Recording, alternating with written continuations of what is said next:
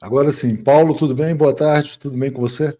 Boa tarde, Léo. Boa tarde, André. Boa tarde a todos que nos acompanham. Tudo bem aqui, Léo? Tudo bem, André está lá na sala de espera, mandou um oi para você aqui. Manda um abraço geral a todo mundo que chegou como assinante aqui, vários assinantes novos: Gilda, Fernando, Zé Rosa, Terezinha, Lúcia, Carlos Fernando, Cirtes, Cecília e Ana Beatriz. Muito bom. Paulo, vamos começar falando sobre os Estados Unidos, né? Porque é o assunto realmente que está na ordem do dia. Como é que você viu a desistência do Joe Biden esperada? Quer dizer, era o que você já previa que pudesse acontecer? Sem dúvida, mas o mais impressionante, Léo, é a demora do sistema americano de reconhecer a inviabilidade da candidatura. É mais um sintoma da decadência do sistema político americano, que o Biden tenha sido por tanto tempo candidato, até a última hora, quando visivelmente não tinha mais condições de ser. Isso foi evidente no debate presidencial com Trump.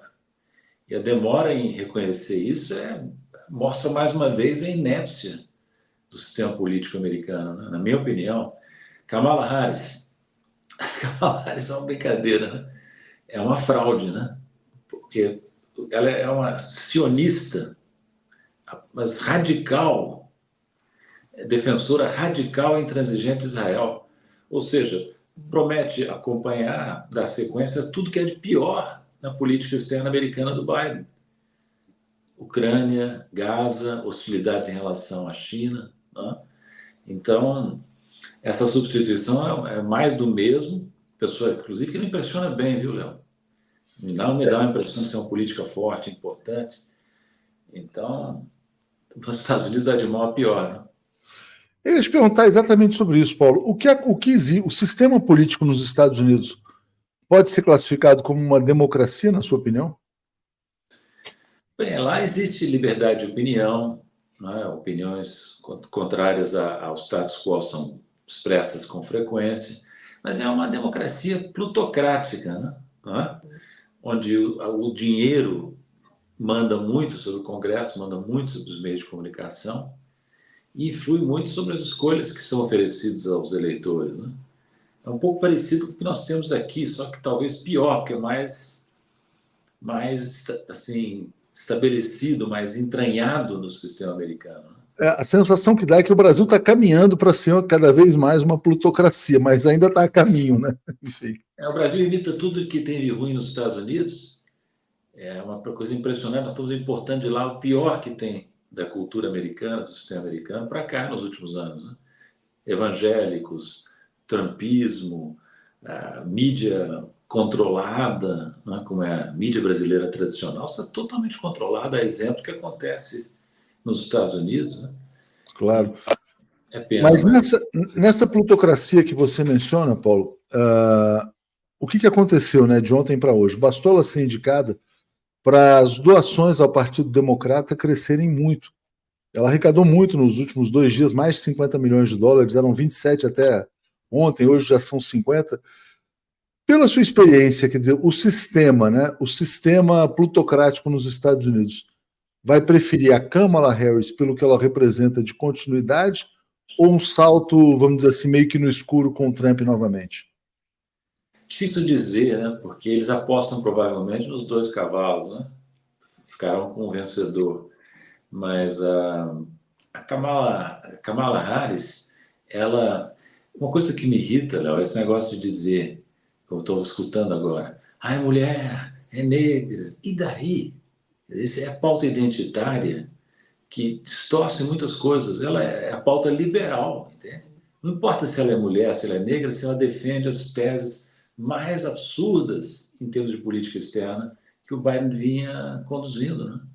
Então, eu não sei se eu estou respondendo a sua pergunta, mas a plutocracia americana vai governar com Trump, como vai governar com Harris, caso ela prevaleça, né? Mas ela por exemplo, ela talvez transmita uma segurança maior em relação quer dizer, uma segurança em relação a uma catástrofe.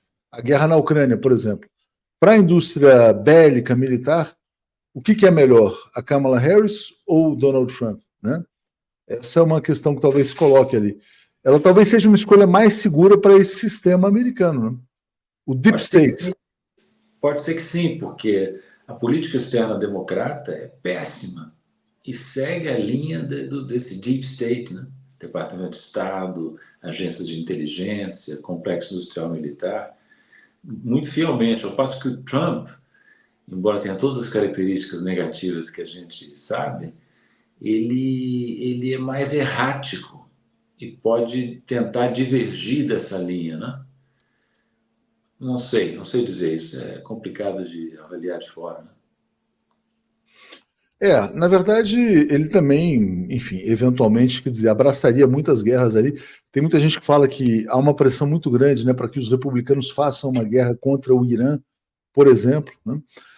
Agora, teve uma questão interessante, Paulo, já que você tocou no tema do sionismo e da política externa americana. Ontem, o Benjamin Netanyahu embarcou, decolou de Israel para os Estados Unidos, ou foi hoje de madrugada, de manhã, e falou: olha, pouco importa quem é o presidente dos Estados Unidos. Israel sempre vai ser o principal aliado dos Estados Unidos. Faz sentido essa colocação do Netanyahu? Não faz muita diferença quem é o presidente? Faz sentido, ele está certo, porque o que acontece é que o lobby sionista nos Estados Unidos é tão forte que todos os políticos democratas ou republicanos acabam prestando homenagem a esse lobby, entende?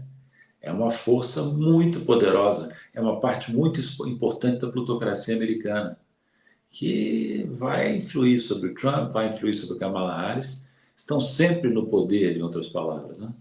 E o que é mais absurdo, Léo, é que esse lobby é tão forte que ele subordina a política externa americana à política de Israel. É o famoso caso do rabo abanando o cachorro. Israel, aquele minúsculo país lá no Oriente Médio, determina o comportamento do gigante aqui no hemisfério ocidental através do lobby sionista. É um absurdo.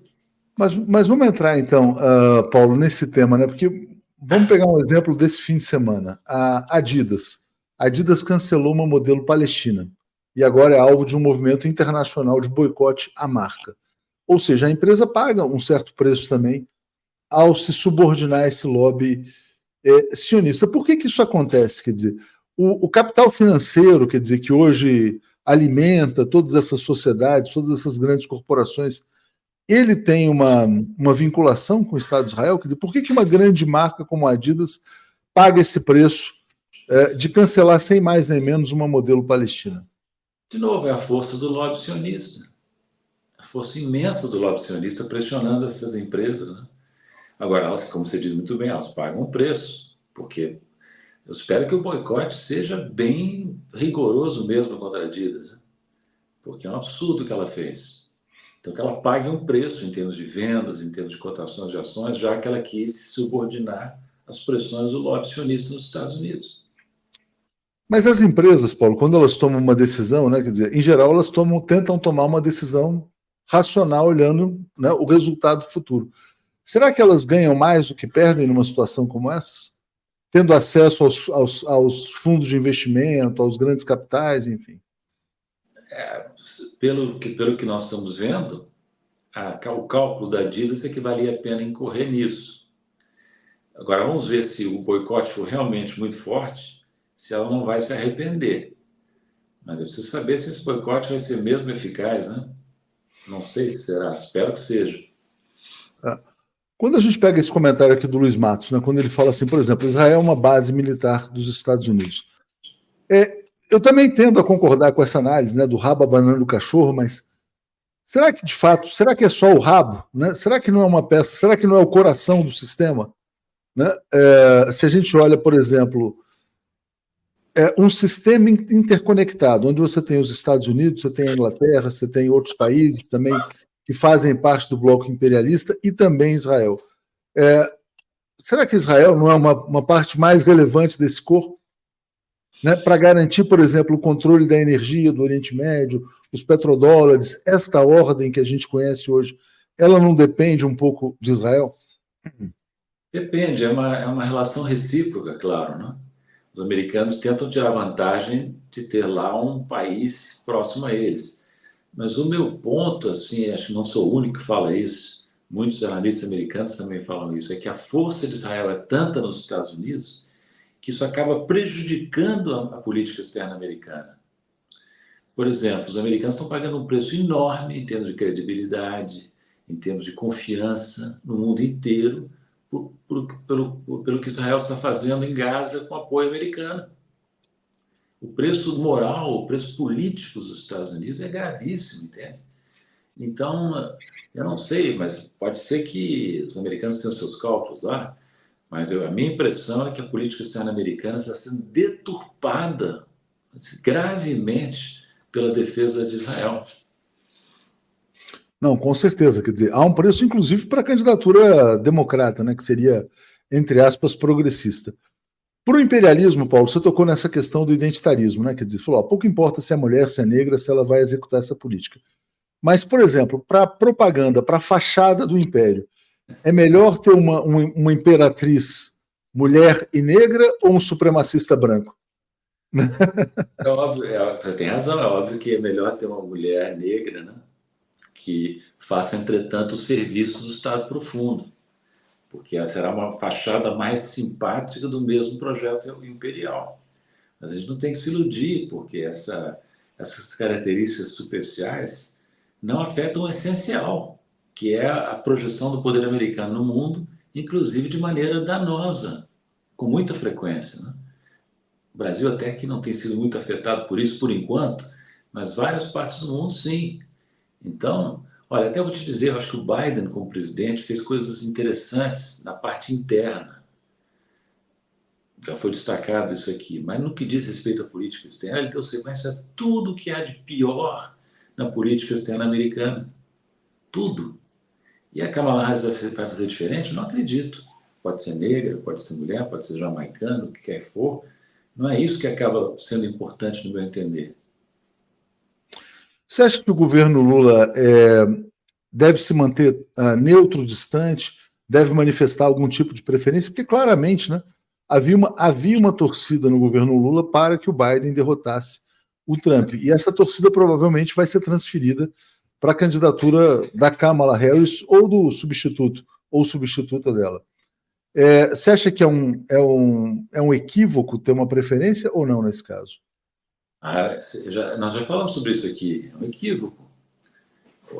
Equívoco que eu acredito que o Lula não vai cometer.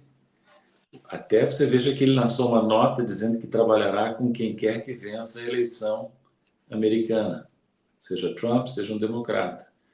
Porque o Brasil é um país que tem relações muito importantes com os Estados Unidos. Então, o presidente brasileiro, obviamente, não pode se incompatibilizar com o vencedor da eleição, tomando partido na eleição. Você lembra que esse foi o erro que o Bolsonaro cometeu, o erro gravíssimo, que atrapalhou muito o Bolsonaro. E o Lula não. O Lula é muito experimentado. Eu duvido que ele vá tomar partido nessa eleição. Se fizer isso, estará cometendo um erro, mas não vai cometer. Ele chegou a fazer alguns elogios ao Biden, lembra? Não, e o tweet do Lula hoje é bem interessante mesmo. Quer dizer, ele fala que gosta do Biden, que tinha uma boa relação, quer dizer, que admira o que ele fez pelos trabalhadores, etc., nos Estados Unidos, mas que agora, quer dizer, ele se coloca de uma maneira neutra, né? Ele fala o seguinte, quer dizer, o que importa é a parceria estratégica do Brasil com os Estados Unidos. Perfeito, é isso mesmo.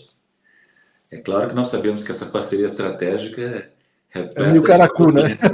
problemas, repleta de problemas, como o próprio Lula já viu, né, na sua experiência política. Mas é uma relação importante para o Brasil e é importante para os Estados Unidos também.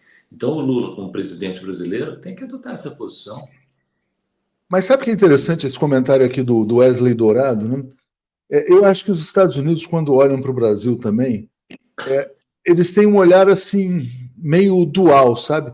Existe essa lógica da dominação total, como diz o Wesley Dourado, mas o Brasil também é um mercado muito importante para as grandes multinacionais, para as grandes empresas americanas. Você que já viveu lá nos Estados Unidos, como é que você traduziria, vamos dizer assim, quer dizer, o olhar americano para o Brasil? É um olhar que é um olhar de superioridade, não é? Sem dúvida. Eles se consideram o líder do mundo, o líder do mundo ocidental, e não estão assim muito propensos a reconhecer a importância de outros países.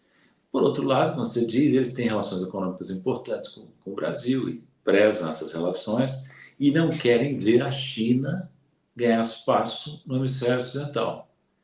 Então, vão fazer um contrapeso, que nem que seja a China, mantendo relações boas com o Brasil e com o resto da América Latina, no meu entender.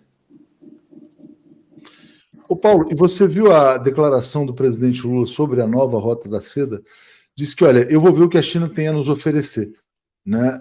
Ele colocou dessa. Está parecendo mais ou menos o Getúlio entre a Alemanha e os Estados Unidos durante a Segunda Guerra Mundial. Né?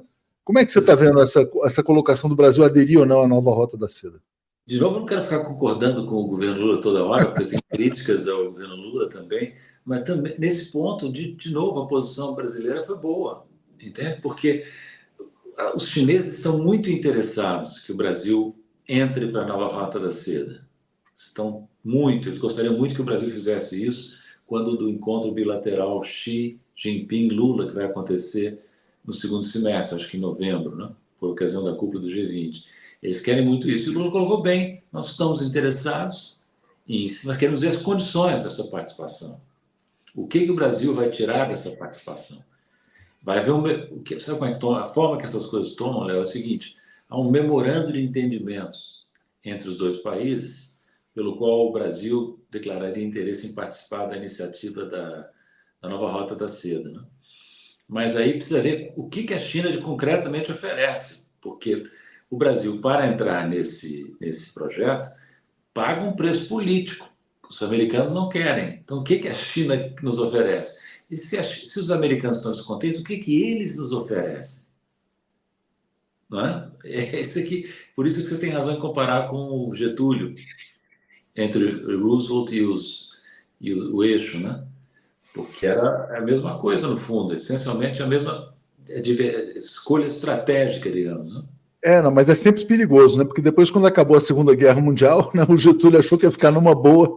Os generais chegaram, Getúlio, seu tempo acabou, e ele teve que sair do poder logo depois, né? Então, não é tão simples. Paulo, uma coisa que me preocupa muito, né, em relação ao caso do Biden, é se essa, por exemplo, desistência do Biden não vai alimentar um movimento interno no Brasil para que o Lula não seja candidato em 2026.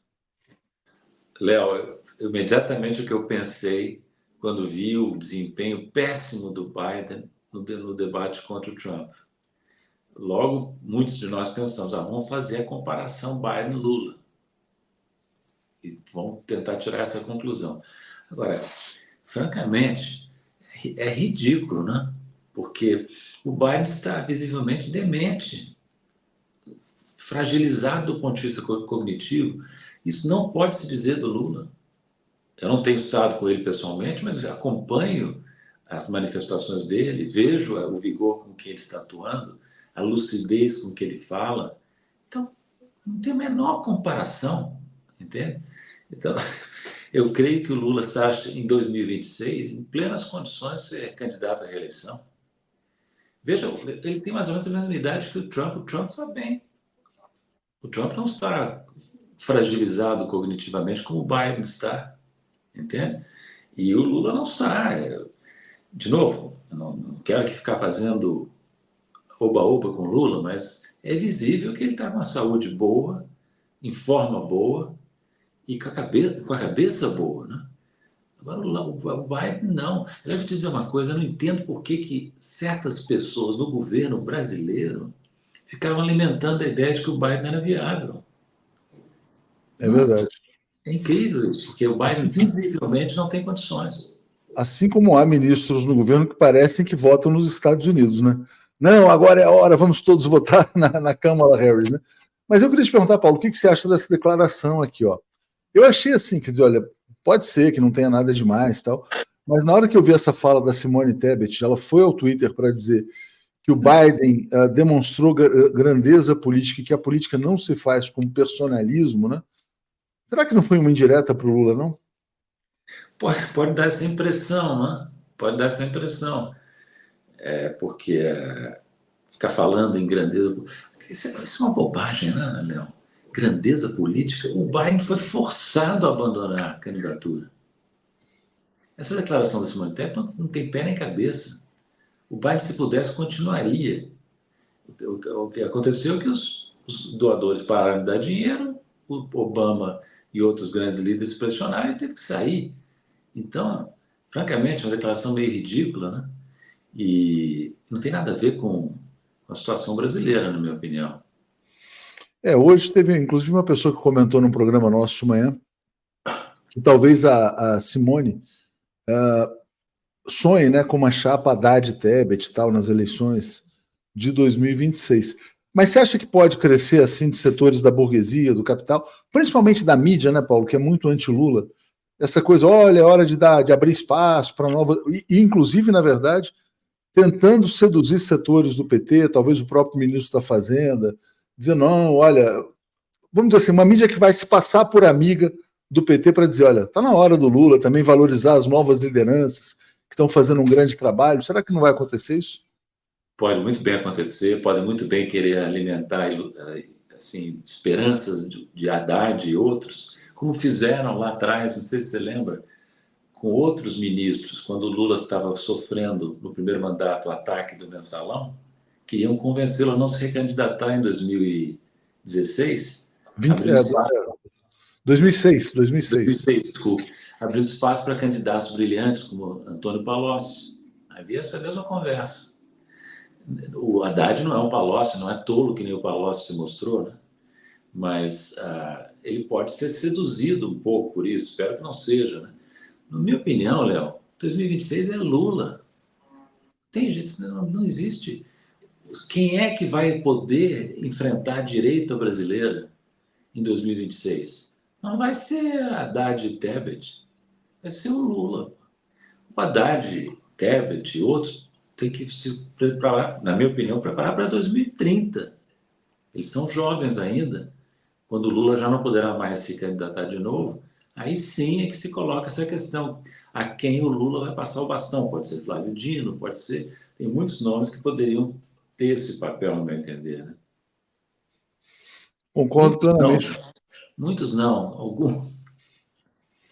Concordo plenamente com você, mas essa tentativa de desestabilização vai acontecer, né? Aqui, ó, vou ler o comentário aqui da Edinalva, está dizendo: o Lula está forte, lúcido, muito ativo e é mais jovem. Quem tentar fazer essa comparação vai se ferrar, pois Lula tem muito apoio interno e externo. Né? O blog do Valentim está dizendo: ó, acertada a comparação de Lula com Getúlio, no entanto, na época, pela posição geográfica e pela maior colônia alemã fora da Alemanha, Getúlio quase foi obrigado a aderir ao país sem nome. Daí procurou tirar algum proveito. Né? Paulo, já que a gente tocou nessa questão do Haddad, quer dizer, ele anunciou na semana passada um corte de 15 bilhões no orçamento, e o Lula agora, hoje mesmo, se manifestou, está defendendo, está dizendo, sempre que for preciso cortar, vai cortar, etc. e tal. Você é crítico do arcabouço fiscal, que foi o que determinou esse corte de 15 bilhões, né? Você acha que dá para fazer sem grandes danos à economia ou o estrago é grande? É difícil avaliar, Léo, porque precisa ter uma noção muito precisa dos números e uma noção muito precisa do que é retórica e o que é realidade da política fiscal, sabe? O ministro da Fazenda, quer queira, quer não, tem que estar sempre dando uma impressão de austeridade. Tem que estar sempre valorizando a austeridade. É normal isso, entende? Mas aí o mercado, que não é nada bobo, vai ficar vendo o que tem de substantivo nos cortes anunciados. Para quem tem tarimba, tem experiência, esse negócio de anunciar pente fino já foi feito tantas vezes sem grandes resultados. E se ele tentar passar esse pente fino com muita força, vai atingir muita gente que não pode ter seus benefícios cortados. Entende? Não pode porque são pessoas que estão em posição vulnerável. Então eu vejo assim eu vejo com preocupação, porque se ele atingir o investimento público, se ele atingir as transferências sociais, ele pode estar gerando um prejuízo muito grande para o governo e para a economia. Eu espero que ele consiga evitar isso, mas o Haddad criou para si mesmo e para o governo uma camisa de 7 varas, que foi esse arcabouço fiscal excessivamente rígido, mal pensado, no meu entender.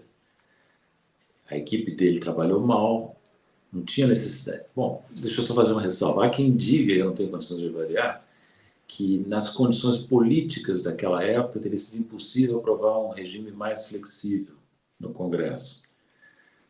Pode ser, mas o fato é que o regime é tão inflexível que cria embaraços para a condução da política fiscal. Ainda que o Haddad tente fazer coisas positivas, rever as metas, faz algumas gambiarras aqui e ali, mas é um constrangimento desnecessário, até meu ver, e importante. A gente tem falado bastante sobre isso, né? E você acha que é possível, por exemplo, se libertar desse arcabouço durante esse governo, ou não vai ter força política no Congresso para isso?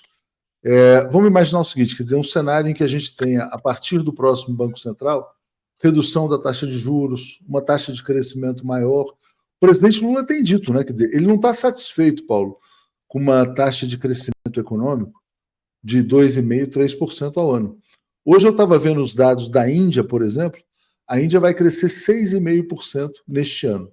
Não sei se essa é uma taxa que o Brasil poderia alcançar. Mas o Brasil tem que almejar pelo menos a média do que foi o governo Lula, né? 4, 4,5%, talvez 5% de crescimento. Né?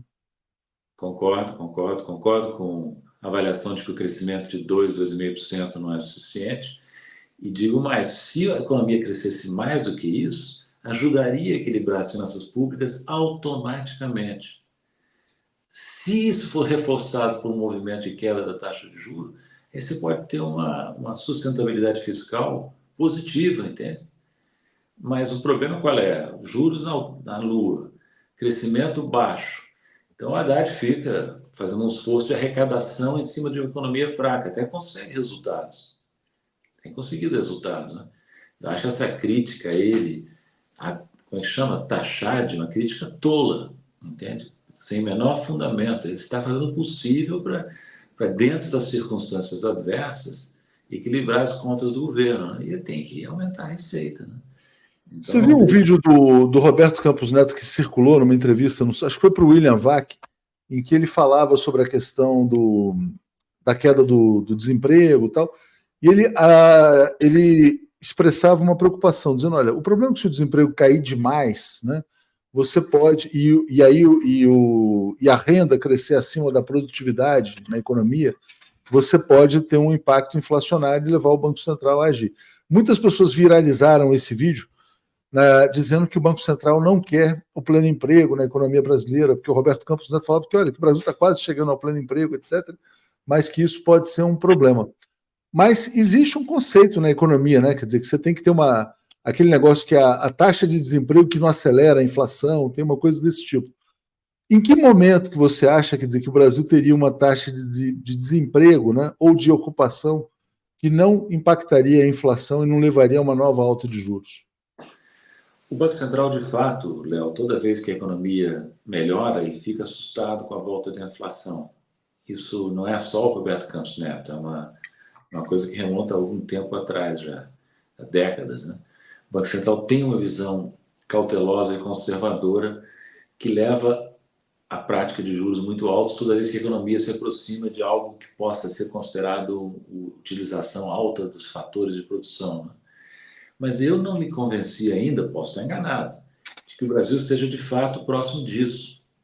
Porque você tem uma taxa de desemprego aberto cadente, sim, está em torno de 7%, mas se você olhar conceitos mais amplos de desemprego, que incluem trabalho precário, desemprego por insuficiência de horas trabalhadas, desalento, o Brasil ainda tem uma taxa de desemprego da ordem de 16%, 17%, entende?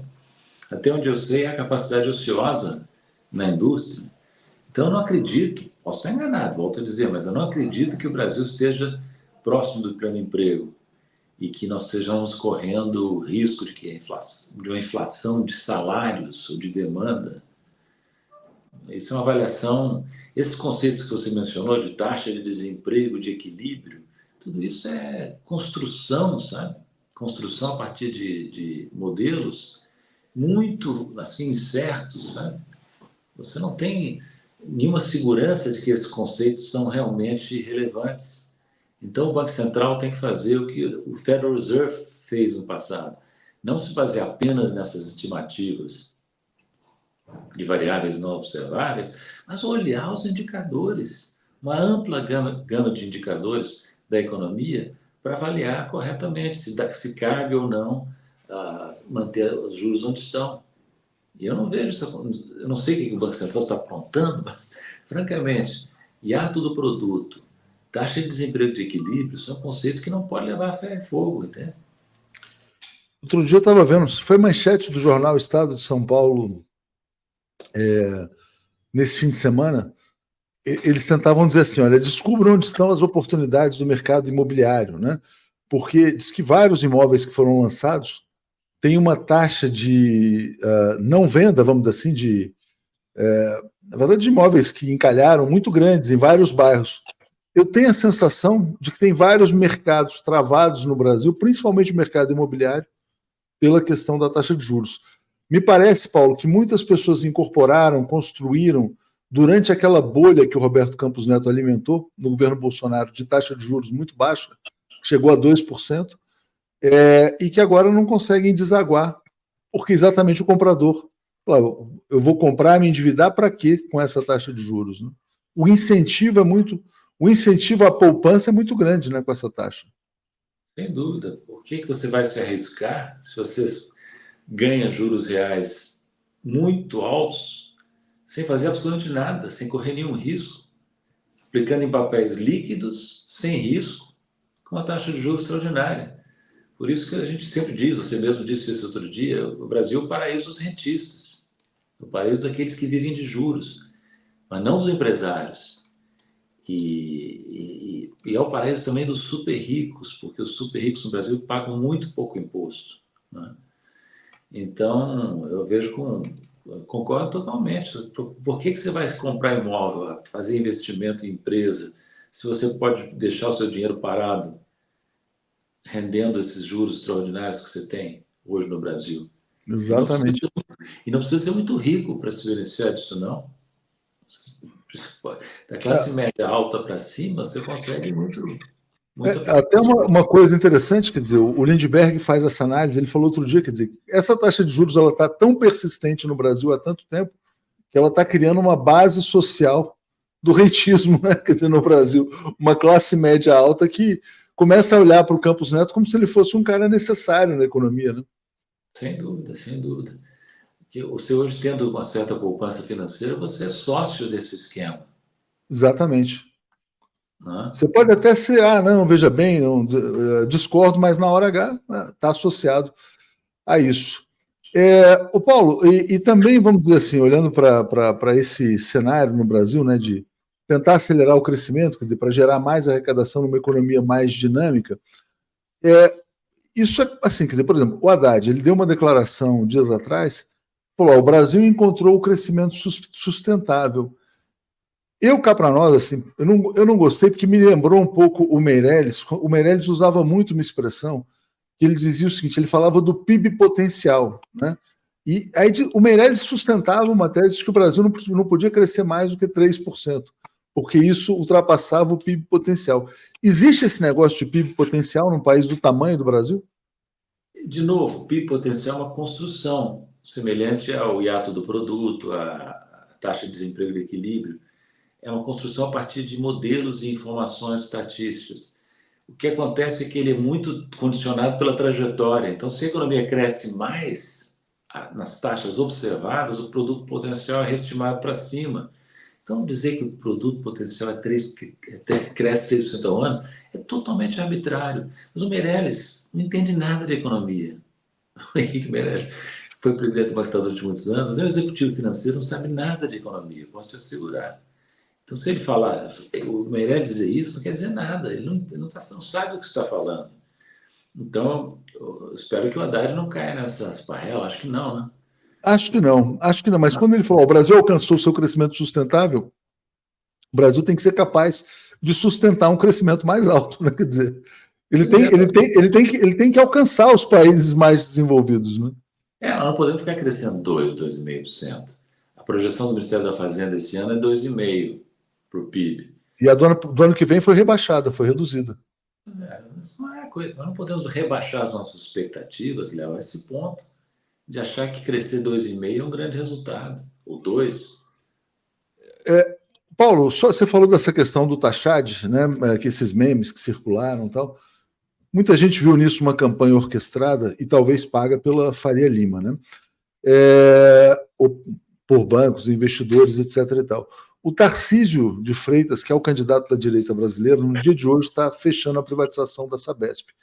Nessa privatização, as ações do governo de São Paulo foram vendidas abaixo do preço em bolsa, né? E está se estimando que ele está dando um presente pago pelo contribuinte paulista de 3 bilhões aos escolhidos aí do mercado financeiro. Como a direita pode fazer qualquer coisa no Brasil, que não tem crime, não tem escândalo, não tem imprensa, não tem Ministério Público, não tem nada, eu queria te perguntar o seguinte, quer dizer, o Tarcísio está se viabilizando efetivamente? Passou no vestibular para ser o candidato da direita em 2026, ao doar a Sabesp?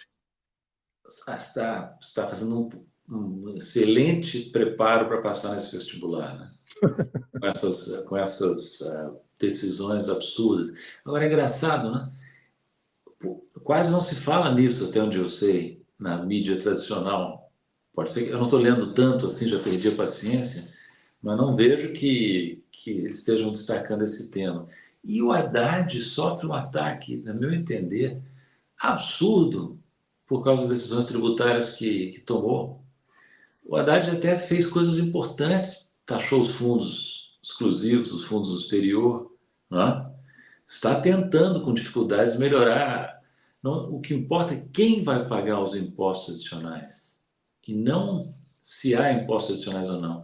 Inclusive, você pode observar, alguns economistas, inclusive, destacaram isso. A carga tributária brasileira, global, caiu no ano passado um pouco, relativamente a 2023. Então, francamente, que história é essa de taxar? A tática, como é que é? Taxar. Quem vai taxar o cidadão vai ser a dona da Sabesp, a Equatorial, né? Provavelmente vai aumentar as tarifas. Você sabe que na Equatorial, Paulo, um dos grupos controladores é a BlackRock, essa grande gestora financeira internacional. O capital financeiro está tomando conta de tudo aqui no Brasil. Pois é, eles não sabem nada sobre a gestão desses ativos, né? Vai ser. Eles compraram uma empresa no Amapá para estrear no saneamento e agora vão fazer a segunda experiência no estado de São Paulo. É um absurdo, né? Absurdo. Eu não conheço os detalhes dessa operação, mas tudo indica que é um despropósito que está sendo feito com o dinheiro dos contribuintes, né? Você não tem saudade, Paulo, do tempo em que assim, quer dizer, em que você tinha, vamos dizer assim, os planejadores do Estado, quem pensava o Estado brasileiro, olhava para determinados ativos, como a água, por exemplo, como uma coisa estratégica, né? Quer dizer, o Tarcísio já privatizou 2 empresas, a Sabesp e antes dela a EMAI. A EMAI é dona da represa de Guarapiranga, só para o pessoal saber, né? A represa está em nome da EMAI. O que está acontecendo, no meu modo de ver? O Tarcísio está querendo se cacifar como um presidente que terá um Paulo Guedes como ministro, entende? Se ele for candidato em 2026. E vai vender, vai vender, vai vender, vai esvaziar o Estado brasileiro. O que o capital financeiro pensa? Você sabe que ele já tem um mote de campanha, que inclusive tem casas lotéricas que estão distribuindo quando você faz uma aposta na loteria. Ele está fazendo campanha antecipada sem ser campanha, né? O mote de campanha do Tarcísio se chama Bate o Martelo Brasil. É isso, aquele martelinho dele, o martelinho, quando ele saiu martelando, não foi uma cena planejada, já é a peça da campanha. É como se o Estado fosse o grande problema e fosse necessário bater o martelo. Pois é um primarismo, né? É um primarismo. Por isso que eu digo, na minha modesta avaliação, é tão importante que o governo Lula tenha um desempenho forte.